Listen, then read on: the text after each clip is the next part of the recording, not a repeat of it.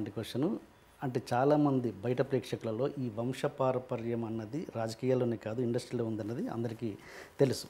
అంటే చాలా ఒక ఒపీనియన్ బ్యాడ్ ఒపీనియన్ ఏముంది అంటే ఈ వంశపారపర్యంగా ఎందుకు మమ్మల్ని రుద్దుతున్నారు, అలవాటు చేసి వాళ్ళని సక్సెస్ చేస్తున్నారు అని ఒక ఒపీనియన్ అయితే ఉంది. మీరు మీ కెరీర్ స్టార్ట్ చేస్తున్నప్పుడు మీరు కూడా మీ నాన్నగారు ప్రొడ్యూసరు, ఆయన కొడుకుగా మీరు ఎంటర్ అయ్యారు. మీ మీద మీ నటన చూసి బయట వాళ్ళు అలాంటి కామెంట్స్ ఏమన్నా చేసిన సందర్భాలు ఉన్నాయా?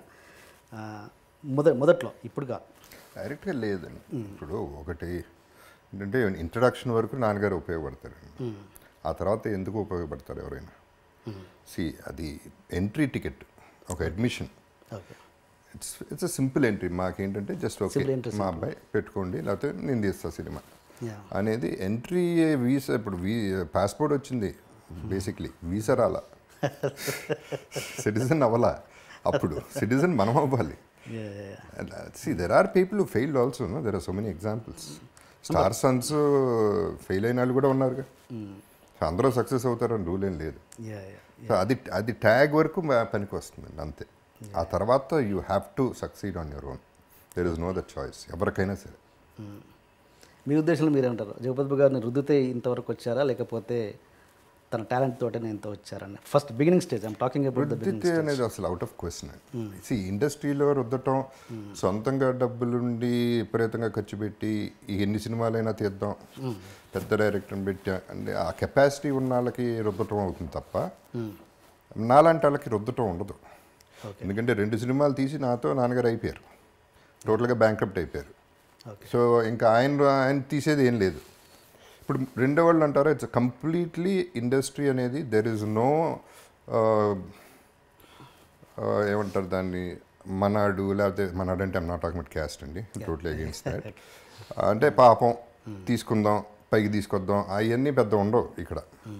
బిజినెస్ అవుతుందా లేదా, కరెక్ట్గా డబ్బులు వస్తాయా రావా, 2 పాయింట్లు. డబ్బులు వస్తాయంటేనే అతనికి రెస్పెక్ట్, లేకపోతే రెస్పెక్ట్ లేదు. సినిమా ఉండదు, రెస్పెక్ట్ ఉన్నా లేకపోయినా. సినిమా అయితే ఇవ్వలేరు, ఇవ్వాలని ఇవ్వకూడదు కూడా. ఇట్ ఈస్ క్రోర్స్లో మంత్స్లో రొటేషన్, ఫ్యామిలీలు లేచిపోతాయి. It's not a joke. So you have to be on your own అండి.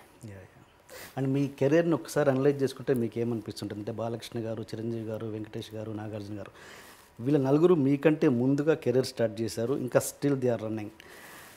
మీరు అనుకుంటే నా కెరీర్ ఎక్కడ హీరోగా ఆగిపోయింది, ఎందుకు వాళ్ళలో ఉంది ఏంటి నాలో లేనిది ఏంటి అన్నదానికి మీకు ఎక్కడ ఏమైనా సమాధానం దొరికిందా? ఇట్స్ ఎ గుడ్ క్వశ్చన్ అండి. అంటే నా లిమిటేషన్స్ ఎక్కువనే నాకు. ఒకటి, first of all I was an introvert. అసలు ఎవరితోనూ మాట్లాడేవాడిని కాదు, ఇప్పుడు కూడా తక్కువే మాట్లాడటం. 10 మందిలో బాగా క్లోజ్ అయితే తప్ప నేను మాట్లాడలేను అసలు ఫస్ట్. అదొకటైతే dance, I'm not great in dance, I'm not great in fights. Amitabh Bachchan also is not a dancer. అది ఇప్పుడు అట్ట తీసుకుంటే I'm super success today. Forget about hero అనేది ట్యాగ్. హీరోగా అగ్రీడ్ అయిపోయింది, నా మార్కెట్ అయిపోయింది అక్కడికి. But I'm doing much better. Will come to that later. But నా లిమిటేషన్స్ నాకున్నాయి. అండ్ నాకు అంటే ఇండస్ట్రీలో కలిసి మెలిసి అందరినీ కలవటాలో, లేకపోతే అంటే జనరల్గా ఏంటంటే ఒక్కొక్కసారి మర్చిపోతాం మనం, పలానాడు ఉన్నాడని. కలుస్తూ ఉంటే ఓకే ఉన్నాడుగా పెట్టుకుందాం అని ఇది ఫాలో అయిపోతుంది ట్రెండ్. సో అది కూడా నాకు తక్కువ ర్యాప్ మెయింటైన్ చేయటం అనేది. All these reasons. And I don't know, I'm an artist అండి first, more than a hero. ఇప్పుడు నాకు సాటిస్ఫాక్షన్ లెవెల్స్ ఎక్కువ మామూలుగా లైఫ్లో, అది ఏదన్నా కానీ. నేనేంటి అమెరికా వెళ్ళి చదువుకుందాం అనుకున్నాను, బట్ ఇంట్లో ఒప్పుకోలేదు. బికాస్ అమెరికా వెళ్తే మామూలుడు కాదు, 2-3 చేసుకుని వస్తాడు అని చెప్పి అలాగే డౌట్. సో అమ్మ పంపించలేదు. ఒక డ్రీమ్ గాన్. దెన్ స్టడీస్ అంటే నాకు ఇష్టం లేదు అసలు.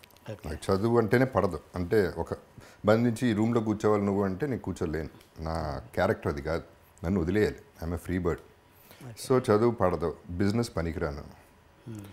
సినిమా అసలు ఇంట్రెస్టే లేదు నాకు, అసలు 100% ఇంట్రెస్ట్ లేదు. ఏంటి సినిమా నేను చేసేది, నేను అంత బాగుండనే, నేను సినిమా చేయటం ఏంటి, రాజేంద్ర ప్రసాద్ గారు అబ్బాయి కాబట్టి, సుబ్రహ్మణ్యం రెడ్డి గారు, రవి కిషోర్ వీళ్ళందరూ అనేవారు చేయొచ్చు కదా బాగుంటాను అని. జోక్ అనుకునేవాడిని, సీరియస్గా తీసుకునేవాడిని, కానీ ఆశాలు వేస్తున్నారని అది వదిలేశాను. అది అబ్రప్ట్గా ఓవర్ నైట్ మళ్ళీ ఒక డ్రీమ్ వచ్చింది.